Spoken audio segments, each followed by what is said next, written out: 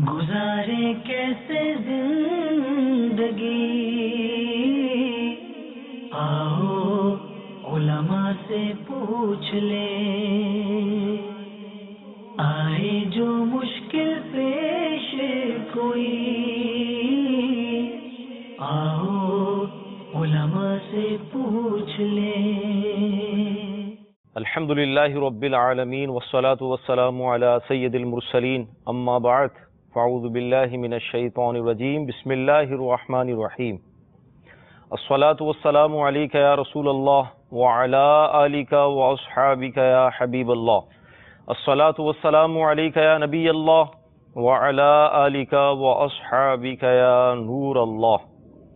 میٹھے میٹھے اسلامی بھائیوں اور مدنی چینل کے ناظرین، سلسلہ دارالافتاء اہل سنت میں ایک بار آپ کو پھر مرحبا کہتے ہیں۔ فرمان مصطفیٰ صلی اللہ تعالی علیہ وسلم ہے، جس نے مجھ پر 10 مرتبہ صبح اور 10 مرتبہ شام درود پاک پڑھا، اسے قیامت کے دن میری شفاعت ملے گی۔ صلو علی الحبیب صلی اللہ تعالی علی محمد صلی اللہ علیہ وسلم۔ جی حضور کیا ارشاد فرمائیں گے مکروہات تنزیہہ کے حوالے سے؟ الحمدللہ رب العالمین والصلاة والسلام علی سید الانبیاء والمرسلین، اما بعد فاعوذ باللہ من الشیطان الرجیم، بسم اللہ الرحمن الرحیم۔ نماز کے اندر جو ممنوع چیزیں ہیں جی ان کو شرعی اصطلاح میں مکروہ کہا جاتا ہے۔ ٹھیک۔ مکروہ کراہت سے بنا ہے۔ اب یہ کراہت دو طرح کی ہوتی ہے، کراہت تحریمہ اور کراہت تنزیہیہ۔ ٹھیک ہے۔ تو کراہت تحریمہ جس کا ارتکاب کرنا گناہ ہے، یعنی صحیح۔ وہ ناپسندیدہ کام کہ جس کا ارتکاب کرنے والا گناہ گار ہوتا ہے، اس کو مکروہ تحریمی عمل کہا جاتا ہے۔ اور مکروہ تنزیہی اس عمل کو کہتے ہیں کہ ہے تو یہ بھی ناپسندیدہ عمل، ٹھیک۔ شریعت مطہرہ اس کو پسند نہیں کرتی کہ کوئی آدمی کوئی مسلمان اس کا ارتکاب کرے۔ صحیح۔ اب نماز کے حوالے سے وہ اگر کام ایسا ہے کہ جس کو شریعت نے مکروہ تنزیہی قرار دیا ہے، تو اس کا مطلب ہے کہ نمازی کو اس کام سے بچنا ہے۔ صحیح۔ لیکن اگر کوئی اس کام کا ارتکاب کر لیتا ہے، منع کیا گیا ہے لیکن اس کام کا ارتکاب کر لیتا ہے، تو اس کو گناہ نہیں ملے گا۔ ٹھیک۔ ایسا آدمی گناہ گار نہیں ہوتا۔ اور اس پر احادیث وغیرہ میں کوئی وعید وغیرہ، وعید مانے کوئی عذاب کہ دنیاوی یا اخروی عذاب کی کوئی وعید، کوئی ڈر نہیں سنایا گیا۔ صحیح۔ جبکہ مکروہ تحریمی جو عمل ہوتا ہے اس میں احادیث مبارکہ میں سختی سے منع کیا گیا ہوتا ہے، اور اس کا ارتکاب کرنے والا گناہ گار ہوتا ہے، اور بسا اوقات احادیث میں اس کے حوالے سے وعیدیں بھی مروی ہوتی ہیں۔ ٹھیک۔ تو اب نماز کے اندر جو افعال مکروہ تنزیہی ہیں، ان افعال کا ہم بیان سنیں گے۔ تو ان میں سے ایک کام یہ ہے کہ میلے کچیلے جو کپڑے ہوتے ہیں، کام کاج کے کپڑے جو میلے کچیلے ہو جاتے ہیں، تو انہی کپڑوں میں نماز پڑھ لینا جبکہ دوسرے کپڑے موجود ہیں۔ ٹھیک ہے۔ صاف ستھرا کپڑا موجود ہے لیکن اس کے علاوہ اس کے باوجود بھی میلے کپڑوں میں نماز پڑھ رہے ہیں، صحیح ہے۔ کپڑوں پہ نشانت پڑے، میل کچیل پڑا ہے، یا جس کپڑوں میں کام کرتے ہیں تو عمومی اعتبار سے وہ کپڑے میلے ہو جاتے ہیں۔ صحیح۔ مثال کے طور پہ ہمارے ہاں جو مزدور طبقہ ہے تو ان کے کپڑے میلے ہوتے ہیں، پسینے سے وہ اٹے ہوئے ہوتے ہیں، ٹھیک ٹھاک اس پہ گرد غبار لگی ہوتی ہے۔ اسے میکینک والے تو ان کے کپڑے تو کالے پیلے ہو رہے ہوتے ہیں، خود ان کے ہاتھ پاؤں بھی ایسے ہی ہو رہے ہوتے ہیں۔ تو اب اسی کنڈیشن میں اگر وہ نماز پڑھ رہے ہیں جبکہ ان کے پاس اچھے کپڑے موجود ہوں، تو اب نماز اس صورت میں مکروہ تنزیہی ہوگی، بشرطے کہ یہ کپڑے ان کے پاک ہوں۔ صحیح۔ ناپاک ہوئے تو پھر بسا اوقات اگر ناپاکی بہت زیادہ مقدار میں ہوئی تو نماز بھی نہیں ہوتی۔ تو ایک اور نماز میں مکروہ عمل یہ ہے کہ منہ میں کوئی چیز لیے ہوئے ہونا۔ صحیح۔ منہ میں کوئی چیز، کوئی چھالے کا دانہ منہ میں لے لیا، یا کوئی کسی بھی طرح کی کوئی چیز منہ میں ڈال لی، اب وہ منہ میں سائڈ میں پھنسا کے قرآن پڑھ رہے ہیں، دعا پڑھ رہے ہیں، نماز پڑھ رہے ہیں، لیکن اس کے منہ میں ہونے کی بنا پر کوئی تلفظ کی ادائیگی میں فرق نہیں پڑ رہا، تو یہ مکروہ تنزیہی ہے۔ اور اگر وہ منہ میں چیز ایسی ہے کہ جس کے منہ میں ہونے کی بنا پر تلفظ صحیح طور پہ ادا نہیں ہو رہے اور معنی فاسد ہو جائے، اس طرح کا قرآن پڑھا جا رہا ہو یا دعا ایسی پڑھی جا رہی ہے کہ جس کے تلفظ بگڑ رہے ہوں، معنی فاسد ہو رہا ہو، تو اب اس صورت میں نماز درست نہیں ہوگی بلکہ بسا اوقات نماز فاسد بھی ہو جاتی ہے۔ اسی طرح سستی کاہلی کے پیش نظر ننگے سر نماز پڑھنا، ٹوپی بھی موجود ہے یا امامہ شریف موجود ہے یا اسلامی بہنوں کے لیے تو سر کا چھپا ہونا یہ ستر عورت میں شامل ہے. یہ بات چل رہی ہے مردوں کے حوالے سے. تو ننگے سر نماز پڑھنا مردوں کے لیے یہ مکروہ ہے، تنزیہی ہے، جبکہ خواتین اگر ننگے سر نماز پڑھیں گی چاہے وہ سستی، کاہلی یا کوئی بھی وجہ ہو تو ان کی نماز نہیں ہوگی. ٹھیک ہے. سوائے صورت میں کہ کپڑا ستر عورت کے لیے کافی ہی نہیں ہے. صحیح. تو وہ ایک الگ صورتیں ہوتی ہیں. صحیح. لیکن نارملی مردوں کے لیے ننگے سر نماز پڑھنے کی یہ بھی ایک فیشن چلتا جا رہا ہے. آج کل نوجوان کافی نظر آتے ہیں. ٹوپی پہنیں گے تو لوگ ہمیں مولوی سمجھیں گے، صحیح ہے، مذہبی ماحول والا سمجھیں گے، جبکہ ہم تو ہیں فیشنیبل لوگ. ٹھیک ہے. پتہ نہیں وہ کیا سمجھنا چاہتے ہیں اپنے آپ کو کہ ٹوپی سر پہ رکھنا ایک آر سمجھتے ہیں یا برا سمجھتے ہیں، کیا سمجھتے ہیں. جب بس اوقات بال بنائے ہوئے ہوتے ہیں، ٹوپی پہننے سے وہ پف خراب ہو جائے گی، بال خراب ہو جائیں گے، تو اس لیے بھی ٹوپی نہیں پہنتے. تو یاد رکھیں سستی اور کاہلی کی بنا پہ اگر ننگے سے نماز پڑھیں گے تو نماز مکروہ تنزیہی ہوگی، نماز میں کراہت پیدا ہوتی ہے، اس عمل سے بچنا چاہیے. ہم کسی بھی جگہ ڈیوٹی کرتے ہیں، ایک بات ہے، ہم کسی بھی جگہ ڈیوٹی کرتے ہیں، اس کے جو بھی لباس ہوگا، یونیفارم ہوگا، تو اس کو پورا پہنتے ہیں. بھلے سردی ہو، گرمی ہو، کپڑا موٹا ہو اور جون جولائی جیسی گرمی ہو، وہ پہننا ہے. صحیح. اس میں ہم کمپرومائز نہیں کرتے یار چلو ہلکا میں گھر کے کپڑے پہن کے آ جاتا ہوں یا میں یہ کر لیتا ہوں. وہ پہننا ہے آن ڈیوٹی. تو جب نماز پڑھنے آ رہے ہیں تو نماز کے کچھ آداب ہیں، ان میں سے سر کا ڈھکا ہونا بھی یہ آداب میں سے ہے. تو ٹوپی یا امامہ شریف اس کے ذریعے اپنے سر کو چھپانا چاہیے. اور بس اوقات ٹوپی پہن کے نماز پڑھ رہے ہیں یا امامہ پہن کے نماز پڑھ رہے ہیں، سجدے میں جاتے وقت گر جاتے، اب خود بخود وہ ڈھیلا ہونے کی بنا پہ ٹوپی یا امامہ ڈھیلا ہونے کی بنا پہ نیچے آ جاتا ہے. صحیح. تو اب اس میں یہ ہے کہ اگر ایک آدھ دفعہ گر گیا اور اٹھا لینا آسان ہو صحیح تو عمل قلیل یعنی ایک ہی ہاتھ سے اس کو اٹھا لیں. تو بس اوقات ممکن ہوتا ہے ٹوپی ہارڈ ہوتی ہے، سخت ہوتی ہے، تو وہ ٹچ کرنے میں آسانی، ٹچ کرتے وہ سر پہ سجدے میں کی حالت میں ہاتھ لگانے سے پہننے میں آ جاتی ہے. لیکن اگر وہ ٹوپی جالیوں والی ہو اور اس کو پہننا دشوار ہو تو اس صورت میں بس اوقات ٹوپی پہننا دشوار ہوتا ہے. تو اب ایسے میں اس کو وہیں رہنے دیں. صحیح. لیکن اس میں یہ دیکھا گیا کہ جس کی سر سے ٹوپی اتر گئی، عام طور پہ مساجد کے اندر وہ پلاسٹک والی ٹوپیوں کا سلسلہ چل پڑا ہے، ہونا نہیں چاہیے. ہر شخص اپنے گھر سے ٹوپی اچھی صاف ستھری پہن کر آئے. صحیح.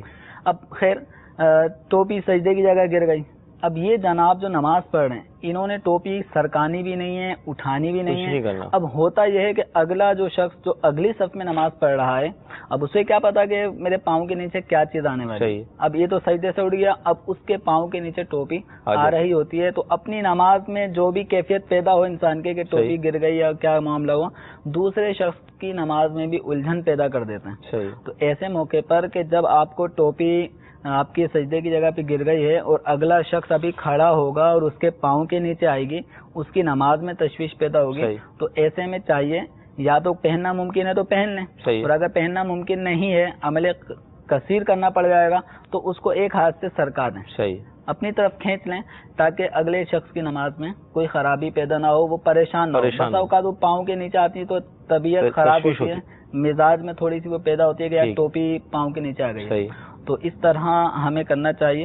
اور ننگے سر اگر کوئی نماز پڑھ رہا ہے تو بس اوقات یہ بھی دیکھا گیا ہے، ایک شخص ننگے سر نماز پڑھ رہا ہے تو کوئی آئے گا، ٹوپی مسجد کے جو باکس ہوتے ہیں جہاں ٹوپی رکھی ہے وہاں سے ٹوپی اٹھائے گا اور اس کے سر پہ رکھ دے گا، یا جو گری تھی وہی اٹھا کے، یہ جو گر گئی تھی وہی اٹھا کے اس کے سر پہ رکھ دیتے ہیں. تو یاد رکھیں یہ ٹوپیاں پہنانے کا عمل صحیح نہیں ہے. تو اس سے کیا ہوتا ہے کہ اگلا شخص جو نمازی ہوتا ہے اس کی نماز میں تشویش آتی ہے. اب وہ ننگے سر پڑھ رہا تھا، آپ اس کے ٹوپی پہنائیں گے تو وہ ایک دم وہ گھبرا جائے گا. اسی طرح گر گئی پھر پہنائیں گے تو وہ تھوڑا سا اس کی توجہ بڑھ جائے گی. تو ٹوپی نہ پہنائیں. البتہ جس کی سجدے کی حالت میں ٹوپی گر گئی، عمل قلیل کے ذریعے اٹھانا ممکن ہو تو اٹھا لے، اور اگر اٹھانا ممکن نہ ہو، عمل کثیر کرنا پڑے گا تو نہ اٹھائے. اس کو اسی حالت میں پڑی رہنے دیں. ٹھیک ہے. اسی طرح نماز کے مکروہ تنزیہی عمل میں سے ایک عمل یہ ہے کہ رکوع اور سجدے کی تسبیحات بلا ضرورت 3 سے کم پڑھنا، ایک دفعہ پڑھنا یا 2 دفعہ پڑھنا، تو یہ مکروہ تنزیہی ہے. البتہ بس اوقات بہت ضرورت پڑ جاتی ہے، ٹرین کا مسئلہ ہو گیا، ٹرین نکل نہ جائے، تو اس طرح کے مسائل میں اگر ایک ایک تسبیح پڑھ لی، یا نماز کا وقت کم ہے 3 تسبیح پڑھیں گے وقت نکل جائے گا تو ایک ایک تسبیح یوں پڑھنے میں کوئی حرج نہیں ہے. ٹھیک. اسی طرح نماز میں پیشانی پر بسا اوقات ہم سجدے میں جاتے ہیں تو کوئی خاک لگ جاتی ہے, کوئی گھاس یا کوئی تنکا یا اس طرح کی کوئی چیز ہماری پیشانی پہ لگ جاتی ہے تو اس کو چھڑانا ٹھیک یہ بھی مکروہ ہے.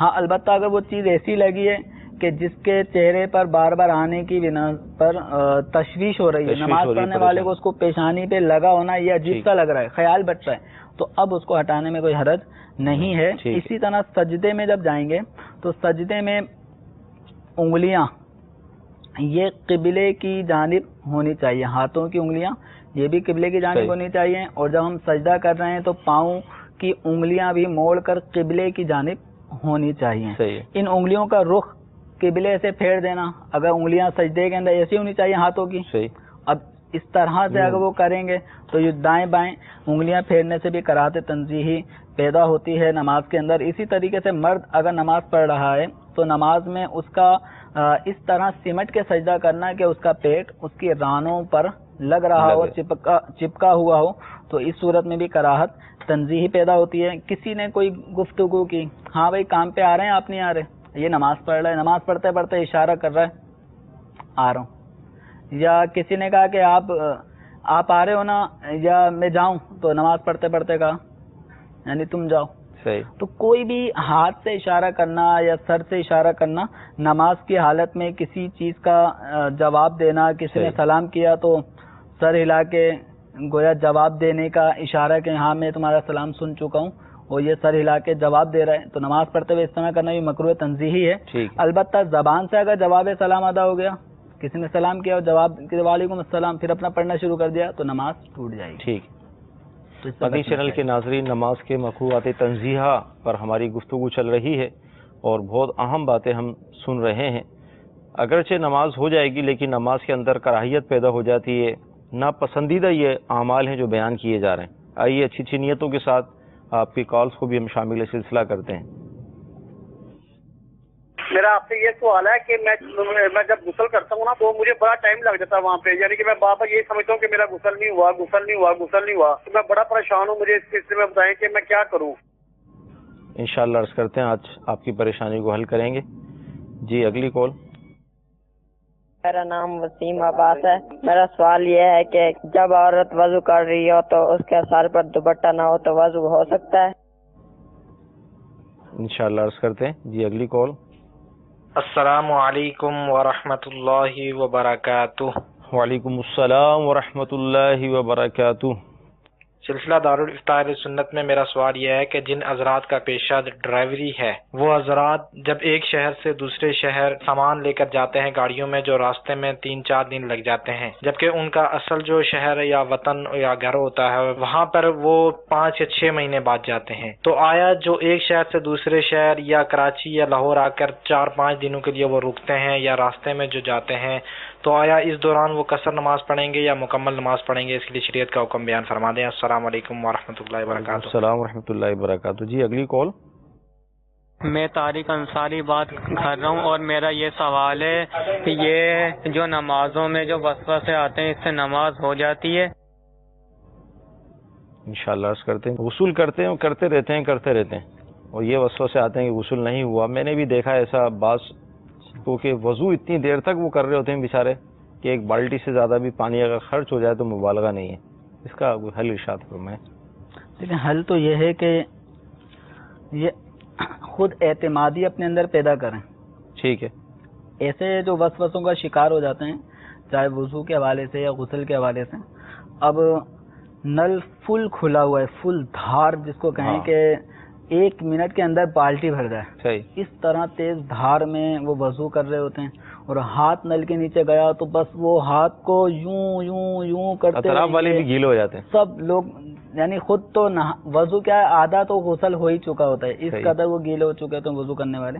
تو تھوڑا اپنے اوپر اپنے آپ کو اعتماد میں لیں کہ آپ کو ایک وضو کے ہر حصے پر جو آدھا وضو ہیں ہر حصے پہ 2-2 قطرے بہانے. ٹھیک ہے. اور آپ جو نل کے نیچے ہاتھ لے جاتے ہیں اور بے تحاشا پانی بہ رہا ہوتا ہے, یا تو 100 قطرے ایک حصے پر بہہ چکے ہوتے ہیں. صحیح. اور پھر بھی اگر آپ پوچھیں کہ آپ کو یقین ہے کہ آپ کا وضو ہو گیا تو شاید انہیں یقین پھر بھی نہ ہو. اس لیے تو پانی یقین پیدا کرنے کی کوشش کریں اور یہ وسوسوں سے نکلیں. صحیح. تو دیکھیں اب یہ غسل کے حوالے سے ان کو جو بھی خیالات آتے ہیں کہ میرا غسل ہوا یا نہیں ہوا، تو ایک آدمی نارمل آدمی کے لیے 1 سے 1.5 بالٹی پانی یہ غسل کے لیے کفایت کر جاتا ہے. صحیح. اب جسم کے چھوٹے بڑے ہونے، قد لمبے اور چھوٹا ہونے کی بنا پہ، پتلے موٹے ہونے کی بنا پہ پانی کی قلت کمی کا اور کثرت کا معاملہ ہوتا ہے، لیکن 1 سے 1.5-2 بالٹی ایک حد ہے، اس میں بآسانی غسل ہونا ممکن ہوتا ہے. اب شاور کے نیچے نہا رہے ہیں اور صابن پہ صابن بھی لگ رہا ہے، صابن اتر گیا جو جسم پہ اچھی طرح لگایا تھا وہ سب کا سب دھل چکا، وہ جسم بالکل صابن سے صاف ستھرا ہو چکا ہے، لیکن پھر بھی یہ وسوسے نہیں جا رہے کہ میرا کوئی نہ کوئی وضو خشک رہ گیا. صحیح. تو آپ یہ غور کر لیں، اپنے آپ کو تھوڑا منائیں کہ جب میں نے پورے جسم پہ صابن ملا، صابن نکل گیا، صحیح، لیکن یہ جو بے غسلہ پن ہے یہ کیوں نہیں نکل رہا؟ صحیح. تو اپنے آپ کو منائیں. اس کا ایک آسان طریقہ یہی ہے کہ آپ پانی اپنے جسم پہ چپڑ لیں اچھی طریقے سے. صحیح. کوئی جس طرح سردیوں میں عام طور پہ خشکی جسم میں زیادہ ہو جاتی ہے، تو اس کا ایک طریقہ یہ ہے کہ اپنے جسم پہ پانی تھوڑا تھوڑا لے کے مل لیں. صحیح. پھر جب پانی ڈالیں گے تو بآسانی پانی پورے جسم پر بہنا شروع ہو جاتا ہے. تو غسل میں 3 فرائض ہیں، آپ کو یہ 3 فرائض ادا کرنا ہے. پہلا فرض کلی کرنا، منہ کے تمام اندرونی حصے کو اچھی طرح پانی سے دھو لینا کہ کوئی حصہ داڑھوں کے درمیان خلا وغیرہ ہوتا ہے یا دانتوں کے درمیان جھری رہتی ہے وہ خشک نہ رہے. صحیح. کوئی ان میں چیز وہ نکال لیں. اسے ناک کی نرم ہڈی تک یہ پانی پہنچانا یہ غسل کا دوسرا فرض ہے. اور تیسرا فرض ہے پورے جسم پہ اچھی طرح سے پانی بہانا. تو آپ نے یہ کام زیادہ سے زیادہ 10 سے 12 منٹ میں بھی یہ کام ہو سکتا ہے. صحیح. اچھا میں بتا دوں، دارالفتہ اہل سنت میں ایک دفعہ ایک اسلامی بھائی آئے، بڑے پریشان غسل کے حوالے سے. اب غسل کے ان کو بھی جو سائل محترم کوئی پریشانی تھی وہی پریشانی ان کو تھی. صحیح. تو وہ یہاں دارالفتہ آئے ہمارے پاس اور مسئلہ پوچھنے لگے وسوسوں کے حوالے سے، غسل کے حوالے سے. ان کو سمجھایا گیا تو اسی دوران ان کی گفتگو سے انہوں نے خود ہی اس کا اظہار کیا کہ پہلے میں 2-2 گھنٹے تک نہاتا رہتا تھا. اللہ اکبر. اب آپ اور وہ کھارا در جیسا ایریا جو عام طور پہ فلیٹوں والا ہی ایریا ہوتا ہے، مسائل. اب یہ 2 گھنٹے تک غسل خانے میں نہا رہے ہیں. بس کہنا گھر کا پانی ختم ہو جاتا تھا، والدہ پریشان کہ تم کرتے کیا ہو، جاتے ہو تو 2 گھنٹے تک سے پہلے تم نکلتے نہیں ہو. تو یہ ان کو پریشانی لاحق ہوتی تھی. پھر کہنے لگا اب میں نے آدھے گھنٹے تک کر دیا، نہیں اب میں کافی کنٹرول کر چکا ہوں، 2 گھنٹے سے آدھے گھنٹے پہ آ چکا ہوں. تو میں نے پھر ان کو سمجھایا کہ بھائی یہ آدھا گھنٹہ ہی بہت ہے، آدھے گھنٹے میں بھی ٹنکیاں بھر جاتی ہیں اور اس طرح آپ نہائیں گے آدھے گھنٹے میں ٹنکیاں اس میں بھی خالی ہوتی ہیں. تو آپ بمشکل یہ طریقہ اختیار کریں، اس میں 5, 7, 8, 10 منٹ کے اندر آپ کا بہترین طریقے سے غسل ہو جائے گا.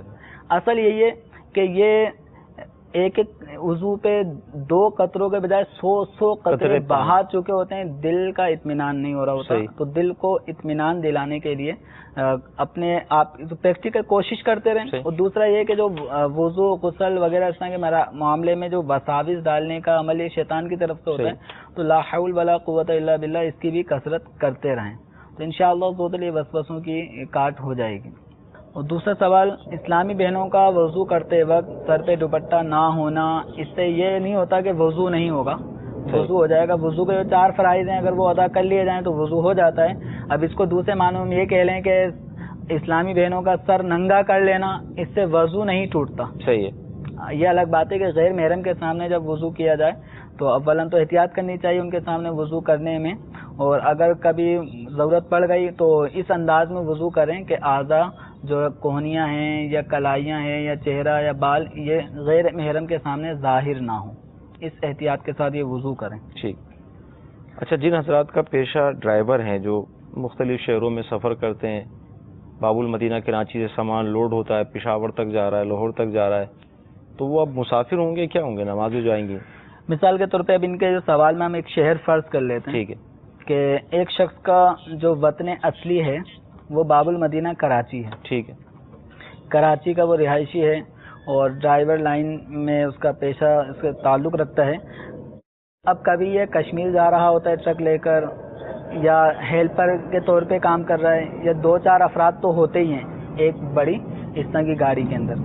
اب یہ رہتے ہیں کراچی میں، کراچی ان کا وطن اصلی ہے. اب یہ گئے ہیں کشمیر سامان یہاں سے لے کر، یا کشمیر سے یہاں پر کوئی کشمیر کا رہائشی ہے وہ وہاں سے یہاں پر آ رہا ہے کراچی میں، تو کشمیر اس کا وطن اصلی ہے، کراچی اس کا وطن اصلی نہیں ہے. اور چونکہ اس نے اگر کراچی آنا بھی ہے تو یہاں 15 دن نہیں رہنا. عام طور پہ ڈرائیوروں کی جو طبیعت ہے وہ ایک جگہ اتنا عرصہ طویل نہیں رکتے. تو اگر کوئی 15 دن سے کم کی نیت لے کر، جیسے کشمیر کا رہائشی ڈرائیور کراچی آتا ہے، 2-1 دن یہاں رک کر پھر یہ اس کو یہاں سے کوئی مال ملتا ہے یہ لے آنے حیدرآباد، تو حیدرآباد چلے آتا ہے، 1-2 دن وہاں رکا، پھر وہاں سے لاہور چلا گیا، تو اس طرح وہ گھومتا پھرتا رہتا ہے. صحیح. اور کسی بھی شہر میں اس کا 15 دن رکنے کا کوئی قیام، کوئی نیت نہیں ہے. تو ایسی صورت میں وہ دوران ڈرائیونگ بھی، جیسے کشمیر سے جب نکلا، حدود کشمیر سے جب نکلا تو اب یہ مسافر ہو گیا. صحیح. چونکہ وہاں سے کراچی آ رہا ہے، یہ مسافر ہو گیا. اب کراچی آنے تک 2 دن 1 دن جتنے بھی اس کو لگیں گے، اس دوران جو بھی 4 رکعت والی نماز ظہر عصر عشاء آئیں گی تو ان میں یہ قصر کرے گا. صحیح. کراچی پہنچ گیا تو کراچی میں بھی اس کو چونکہ 15 دن تو نہیں رہنا. صحیح. تو اس لیے یہاں پہ بھی قصر کرے گا. پھر اس سے حیدرآباد چلا گیا، یہاں پہ بھی 1-2 دن رہنے تو حیدرآباد میں بھی قصر کرے گا. یہ اگر یوں پاکستان گھومتا پھرتا رہے، مختلف شہروں میں جاتا ہے، کبھی نواب شاہ جاتا ہے تو کبھی اسلام آباد، کبھی فیصل آباد، کبھی ملتان، کبھی لاہور، اور یہ 5-6 مہینے بعد پھر کشمیر اپنے گھر پہ پہنچتا ہے. تو جب یہ کشمیر پہنچ رہا ہوگا، اب چونکہ مثال کے طور پہ آخری شہر اس کو اگر ملتان پڑتا ہے تو ملتان سے کشمیر اگر یہ جا رہا ہے تو اب یہ دوران سفر بھی کشمیر میں داخل ہونے سے پہلے تک یہ قصر ہی کرے گا. صحیح. ہاں، جیسے ہی کشمیر میں داخل ہو گیا تو اب اس کا قصر کا حکم ختم. اب چونکہ اپنے وطن اصلی میں آ گیا، اس کو پوری نمازیں اب پڑھنی ہوں گی.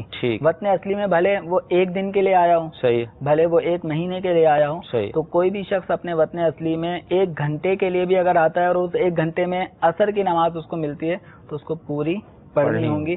اب اس کے بعد اگرچہ اس نے کسی اور شہر کی طرف سفر کرنا ہو تو اپنے شہر میں پوری پڑے گا، اور دوسرا شہر جو اپنے شہر سے 92 کلومیٹر کی مسافت پر دور ہے، صحیح، تو اگر وہاں جانے کے ارادے سے نکلا اور 15 دن سے کم وہاں رکنے کی نیت ہے تو اس صورت میں نماز قصر کرے گا. ٹھیک ہے. اچھا، یہ بھی اسی طرح کا سوال تھا کہ نماز میں وسوسے آتے ہیں، نماز ہوئی نہیں ہوئی، اس حوالے سے کیا فرمائیں؟ اب دیکھیں، اس میں بھی وسوسوں کو دور کریں. صحیح. نماز پڑھنے کے بعد اعوذ باللہ یہ 3 مرتبہ پڑھنے کے بعد الٹے کندھے کی طرف تھو کر دیں، تو اس سے بھی نماز میں جو وسوسے ڈالنے والا جو عمل شیطان کی طرف سے ہو رہا ہوتا ہے اس سے نجات ملتی ہے، وسوسوں کی کاٹ ہوتی ہے. ٹھیک. تو نماز میں جو پڑھا جا رہا ہے نا، ایک طریقہ یہ ہے وسوسوں سے بچنے کے لیے کہ جو نماز میں انسان پڑھ رہا ہے، سورہ فاتحہ، دعائیں، درود شریف، التحیات، ان کے معانی پر غور کریں. اور یہ چونکہ نمازی اللہ تعالیٰ سے گویا کلام کر رہا ہوتا ہے، مناجات کر رہا ہوتا ہے، اس تصور کو پیدا کرنے کی کوشش کریں، انشاءاللہ تعالی وسوسوں سے نجات ملے گی. ٹھیک. وسوسے اور ان کا علاج، امیر اہل سنت کا ایک رسالہ ہے، اسے حاصل کر لیں انشاءاللہ عز و جل، کافی حد تک وسوسوں سے مطلب جان ہماری چھوٹ جائے گی انشاءاللہ.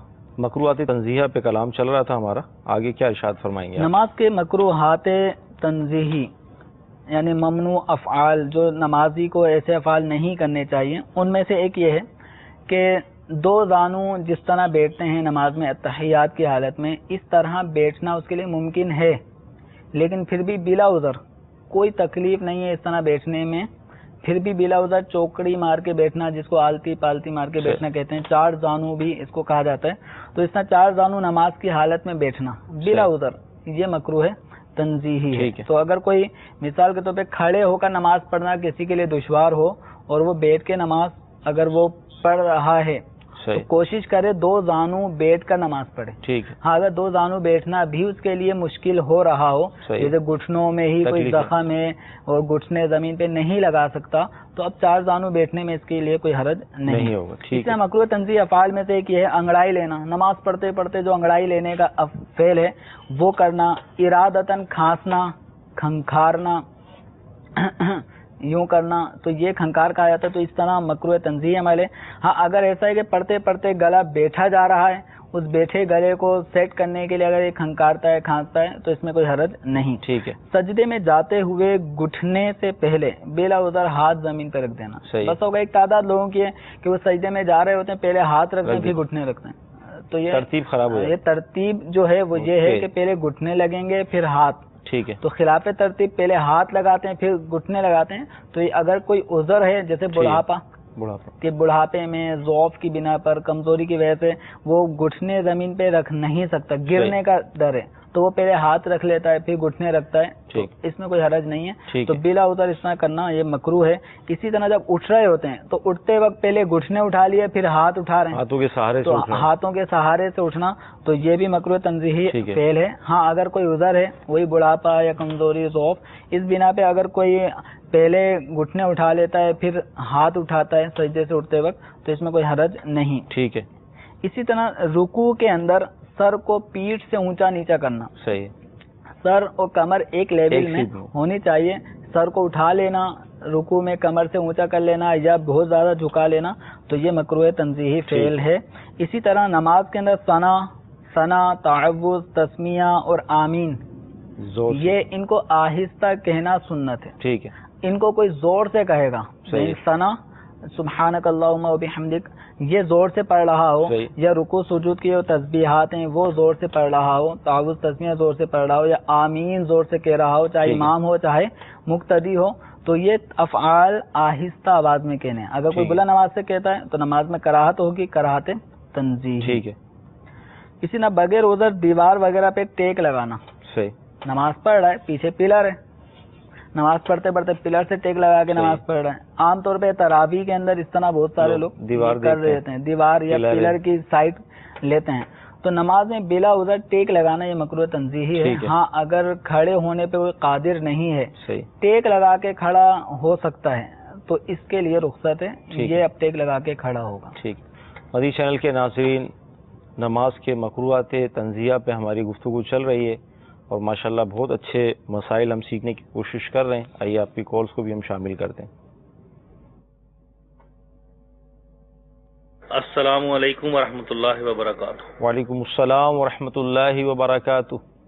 حضور میرا سوال یہ ہے مفتی صاحب سے کہ جب لوگ ہم باہر ہوتے ہیں مطلب سفر میں, تو اکثر دوستوں نے بوٹ اور جرابیں پہنی ہوتی ہیں, تو اس کا وضو کرنے کا طریقہ کئی لوگ میں نے دیکھا ہے کہ وہ جو ہے وضو کرتے ہیں تو وہ جراب کے اوپر سے ہی گیلا ہاتھ پھیر دیتے ہیں. کیا ایسے وضو ہو جاتا ہے؟ برائے مہربانی اس کی وضاحت فرمائیں. انشاءاللہ عرض کرتے ہیں.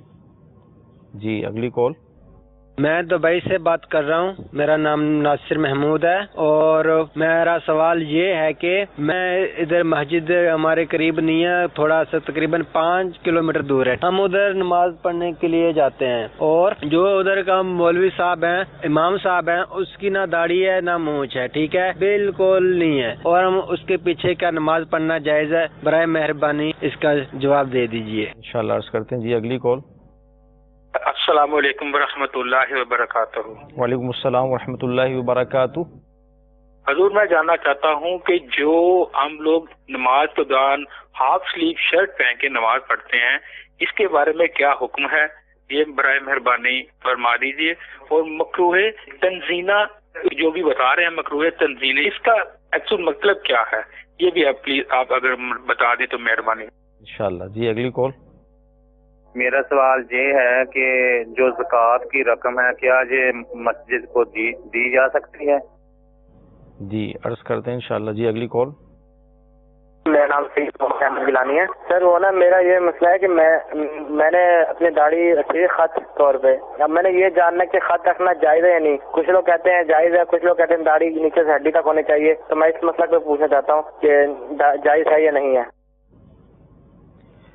انشاءاللہ عرض کرتے ہیں.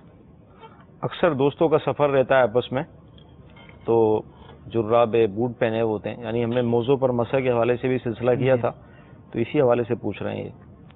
دیکھیں یہاں پہ موزے ایک تو جو سوکس کہلاتے ہیں, کپڑوں کے کپڑوں کے عام طور پہ وہ کپڑا انتہائی باریک ہوتا ہے کہ اگر اس میں پانی کے 2 قطرے بھی ڈالیں نا تو ہماری کھال گیلی ہو جائے گی. صحیح. پتہ چل جاتا ہے کہ پانی لگا ہے, موزے گیلے ہو گئے.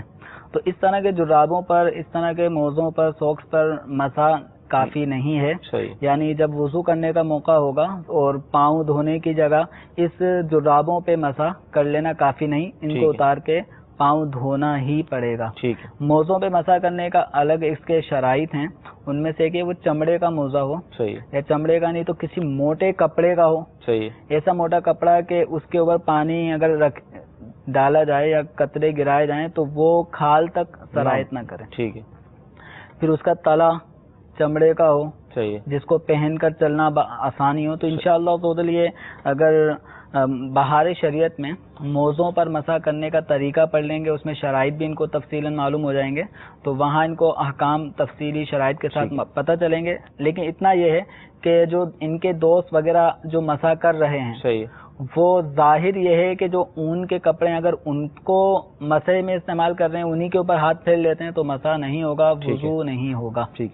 مدنی چینل کے ناظرین, اس پر پورا ایک سلسلہ ہم نے کیا تھا دعوت اسلامی کی ویب سائٹ پر جا کر, آپ اگر اس کو دیکھیں گے, تلاش کریں گے تو انشاءاللہ آپ کو مل جائے گا. اس کے کافی احکام ہیں, مسائل ہیں. اس سوال کے جواب میں ہم وہ تفصیلی گفتگو نہیں کر پائیں گے. اچھا, امام صاحب ہیں, ان کی داڑھی نہیں ہے, نماز پڑھنا کیسا ان کے پیچھے؟ داڑھی نہ ہونا یعنی کلین شیو ہیں, شیو کرتے ہیں, یا داڑھی مونچھ آئی ہی نہیں ہے. اب انہوں نے سوال میں تو یہ کہا ہے کہ نہ داڑھی نہ مونچھیں, نہ داڑھی نہ مونچھیں. تو ایک تو صورت یہ ہو سکتی ہے, بس اوقات ہمارے علاقوں میں بھی ایسے افراد ہوتے ہیں کہ داڑھی کے بال بھی نہیں آئے, مونچھیں بھی ان کی نہیں ہیں, اور عمر 50 سال بھی ہوتی ہے. صحیح. ایسے لوگ تو ایسے لوگ شاذ و نادر ہیں. لیکن اگر ایسا ہو کہ داڑھی مجھے قدرتی طور پہ نہیں ہے اور امامت کی شرائط بقیہ سب پائی جا رہی ہیں, تو نماز پڑھنے میں کوئی حرج نہیں ہے. ہاں, اگر وہ کلین شیو رہتا ہے, داڑھی مونڈتا ہے, مونچھیں بھی صاف کر لیتا ہے, تو مونچھوں کا مونڈنا یہ گناہ نہیں ہے. صحیح. لیکن داڑھی کو مونڈنا یہ گناہ ہے. صحیح. اور یہ گناہ ایسا ہے اعلانیہ, سب کو بتا رہا ہوتا ہے کہ میں یہ گناہ کرتا ہوں, تو یہ فسق اعلانی ہے. اور جو فسق اعلانیہ ہو تو ایسے امام کے پیچھے نماز پڑھنا مکروہ ہے, تحریمی ہے, گناہ ہے. ایسے کوئی امام بنانا گناہ ہے. جو نماز اس کے پیچھے پڑھی ہے اس نماز کو دہرانا بھی ان پر واجب ہوگا. ٹھیک ہے.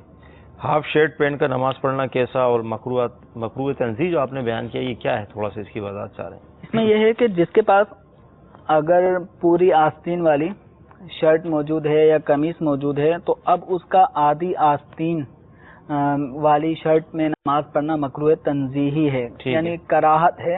تنزیہی کا مطلب ہلکے درجے کی جو کراہت ہوتی ہے. تنزیہی یعنی کسی کام سے بچنا. صحیح.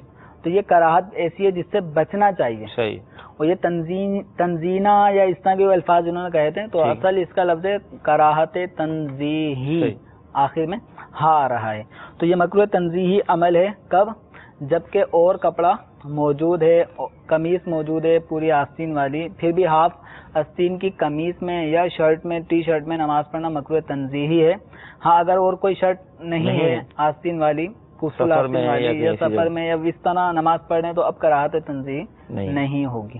زکوٰۃ مسجد میں دے سکتے ہیں؟ زکوٰۃ کی رقم ڈائریکٹلی مسجد میں صرف نہیں کر سکتے, کیونکہ زکوٰۃ کی ادائیگی کے لیے مالک بنانا, فقیر شرعی کو مالک بنانا ضروری ہے. اور مسجد میں کوئی چیز لا کے لگا دینا, اس سے مسجد مالک نہیں بنتی. تو کسی شخص کو, کسی مسلمان کو جو مستحق زکوٰۃ ہو, اس کو مالک بنانا ضروری ہے. ہاں, اس میں یہ کر سکتے ہیں کہ اگر آپ کسی مستحق زکوٰۃ کو اپنی زکوٰۃ کی رقم دیتے ہیں, اور دینے کے بعد, اس کے قبضے میں دینے کے بعد, اب آپ اس کو کہتے ہیں کہ اگر آپ چاہیں تو مسجد میں فلاں فلاں کام میں حصہ لے سکتے ہیں. تو اگر وہ مستحق زکوٰۃ سمجھتا ہے, ذہن بنتا ہے, تو وہ مسجد میں صرف کر دیں. اس سے یہ ہوگا آپ کی زکوٰۃ بھی ادا ہو جائے گی, اور آپ نے جو اس کو ترغیب دلائی مسجد میں خرچ کرنے کی, تو اس پر بھی آپ کو ثواب ملے گا. وہ خرچ کرے گا مسجد میں, تو اس کو راہ خدا میں خرچ کرنے کا ثواب, آپ کو ترغیب دلانے کا ثواب ملے گا. تو اس طرح ہو سکتا ہے.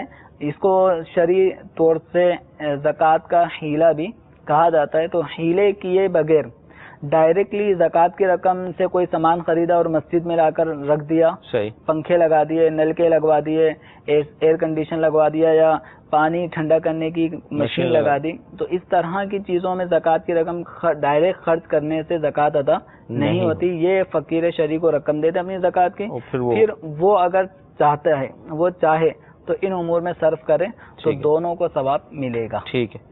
داڑھی کا خط بنانا کیسا، اور لمبائی داڑھی کی کتنی ہونی چاہیے؟ داڑھی کے بالوں کی لمبائی تو زیادہ سے زیادہ مطلب کم سے کم اتنی رکھنا واجب ہے، جس کو ایک مٹھی کہتے ہیں، کہ اگر داڑھی ہاتھ پھیلائیں تو ایک یعنی 4 انگل یا ایک مٹھی جس کو کہتے ہیں، تو اتنی داڑھی رکھنا واجب ہے کہ مٹھی تک ہو. ٹھیک ہے. اس سے جو زائد بال ہوتے ہیں تو ان کو کاٹ سکتے ہیں. صحیح. اور بہت زیادہ لمبی رکھنا کہ کوئی حد ہی نہیں ہے. صحیح. تو یہ عجیب و غریب قسم کی داڑیاں رکھتے ہیں لوگ، یہ غلط ہے. صحیح. سنت یہ نہیں ہے. ٹھیک ہے. نبی کریم صلی اللہ تعالی علیہ وآلہ وسلم بھی جب مٹھی کے برابر داڑھی کے بال ہو جاتے تو حضرت عبداللہ بن عمر رضی اللہ تعالیٰ عنہ اور دیگر صحابہ کا بھی اپنا عمل یہ ہے، اور حضور کا اپنا عمل بھی یہ ہے کہ جب مٹھی تک بال ہو جاتے تو ان کو زائد بالوں کو ترشواتے. اور حضرت عبداللہ بن عمر رضی اللہ تعالیٰ عنہ کا معاملہ یہ ہوتا تھا کہ اگر کوئی بہت زیادہ لمبی داڑھی والا شخص نظر آتا تو اس کے اضافی بال وہ خود ہی کاٹ دیا کرتے تھے.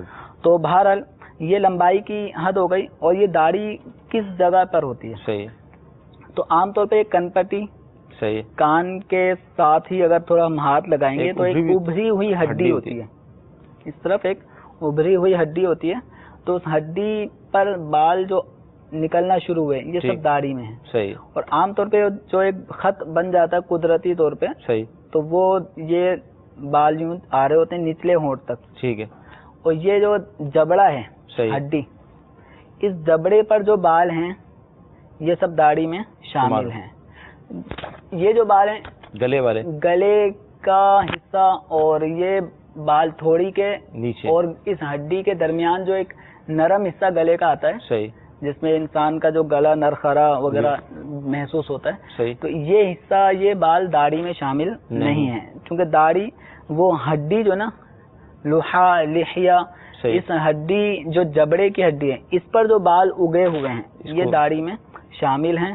جو بس اوقات بہت زیادہ بال لوگوں کے یہاں تک آنکھوں کے قریب تک آ جاتے ہیں، رخسار گالوں پہ آ جاتے ہیں، تو ان کو صاف کیا جا سکتا ہے، لیکن اتنا صاف نہیں کہ بالکل ہی جبڑے تک کے جو بال ہیں جبڑے پر اس ہڈی پر وہ بھی صاف کر لیتے ہیں بہت سے لوگ. تو ایسا نہیں ہونا چاہیے. تو رخسار پر جو بال آنکھوں کے قریب ہیں اور پورا گال اس کی وجہ سے چھپ رہا ہے تو ان کو وہ صاف کر سکتے ہیں، جس کو عام طور پہ خط بنانا بھی کہتے ہیں. لیکن خط بنانے کے دوران بس اوقات جو اس فیلڈ کے لوگ ہیں، صحیح، وہ داڑھی آپ کی مٹھی سے بھی کم کر دیتے ہیں اور آپ اس پہ رکھ دیتے ہیں. بالکل پتہ نہیں ہوتا کہ یار وہ نائی نے ایسا کر دیا اور اس نے ایسا کر دیا.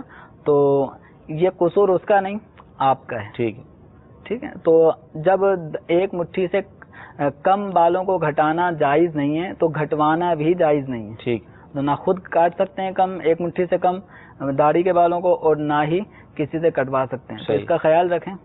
ٹھیک. مکروہات تنزیہہ پہ چل رہا تھا کلام، مزید آگے کیا ارشاد فرمائیں گے؟ نماز کے مکروہات تنزیہہ میں سے مزید ایک یہ بھی ہے، دائیں بائیں جھومنا نماز پڑھتے وقت. ٹھیک. اس طرح بہت سے لوگ نماز پڑھتے وقت جھوم رہے ہوتے ہیں. تو یہ دائیں بائیں جو نماز پڑھتے ہوئے جھومنے کا عمل ہے تو یہ مکروہ تنزیہی ہے. ہاں ایک فعل ہے جو سنت ہے، وہ ہے تراوح. صحیح.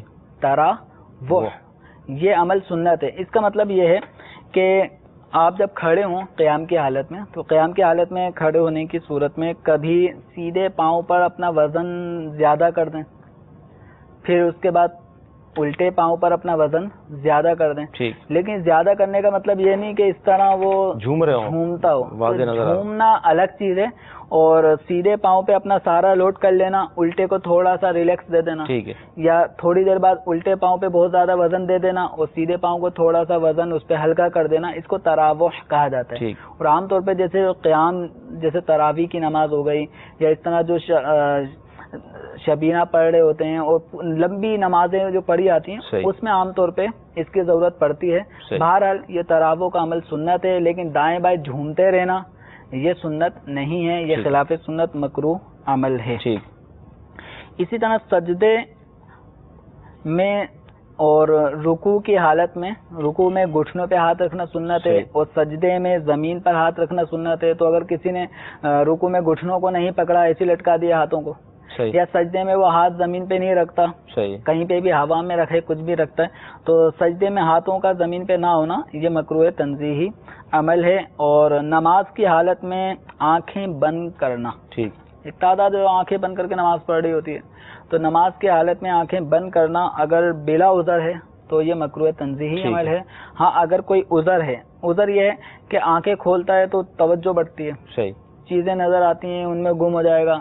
اس کے مقابلے میں اگر وہ آنکھیں بند کرے اور آنکھیں بند کرنے میں اس کو خضوع زیادہ محسوس ہوتا ہے، تو اب اس صورت میں آنکھیں بند کر کے نماز پڑھنا یہ زیادہ افضل ہے. لیکن اس میں یہ بھی خیال رکھا جائے کہ موذی جانور اس جگہ پہ نہ ہو. پر آپ آنکھیں بند کر کے نماز پڑھ رہے ہیں اور وہاں پہ جو وہ ایسے حشرات الارض ہیں جو آپ کو کاٹ لیں اور تکلیف کا سبب بن جائے، تو ان سب چیزوں کو مد نظر رکھیں کہ کوئی موذی چیز وہاں پہ نہ ہو.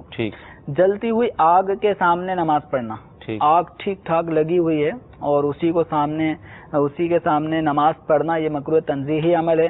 ہاں اگر اندھیرا ہے، اندھیرے کو دور کرنے کے لیے کوئی چراغ جلا لیا یا موم بتی جلا لی، تو اس طرح چراغ یا شمع موم بتی جلا کر نماز پڑھنے میں کراہت نہیں ہوگی.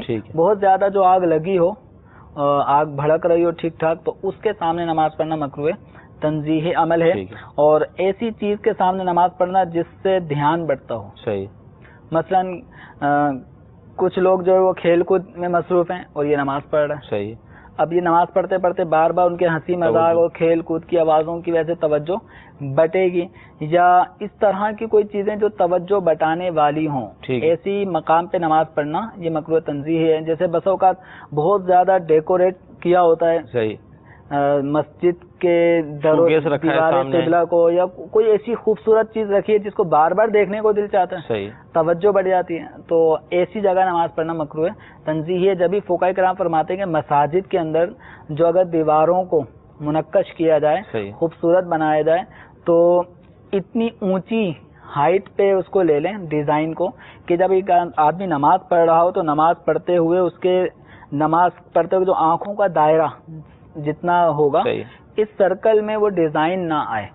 اب یہ الگ بات ہے اگر کوئی آنکھیں اٹھا کے ڈیزائن دیکھے تو اب یہ اس کا اپنا فعل ہے. تو پھر بھی مساجد کی دیواروں کو خوبصورت بنانا جائز ہے، لیکن اس جائز عمل کو بھی احتیاط کے ساتھ کریں کہ بالکل زمین تک اس ڈیزائن کو نہ لائیں، اوپر ہی تھوڑا رکھیں تاکہ نماز پڑھنے والے کی توجہ. میں نے ابھی اہل سنت کو دیکھا ہے، آپ کے ساتھ نماز پڑھنے کی سعادت بھی ہمیں ملی ہے. تو جو آپ کے سامنے عموماً بعض اوقات پنکھا رکھا جاتا ہے، فین، اور فین پر کمپنی کا نام بھی ہوتا ہے کہ یہ کس کمپنی کا ہے، تو یہ دیکھا گیا ہے کہ آپ اس پر چیٹ لگوا دیتے ہیں کاغذ کی، وائٹ کاغذ کی، تاکہ نماز کے دوران اس کمپنی کا نام کی طرف توجہ نہ جائے. یہ بھی ایک صورت اچھی ہے. کتنی بڑی احتیاط ہے آپ دیکھیں. اللہ تعالیٰ کی بارگاہ میں دعا ہے کہ اللہ تعالیٰ ہمارا آج کا یہ سلسلہ اپنی بارگاہ میں قبول فرمائے، اس کی برکتوں سے ہمیں مالا مال فرمائے. صلو علی الحبیب صلی اللہ تعالی علی محمد صلی اللہ علیہ وسلم. گزارے کیسے زندگی، آؤ علماء سے پوچھ لیں، آئے جو مشکل پیش کوئی، آؤ علماء سے پوچھ لیں.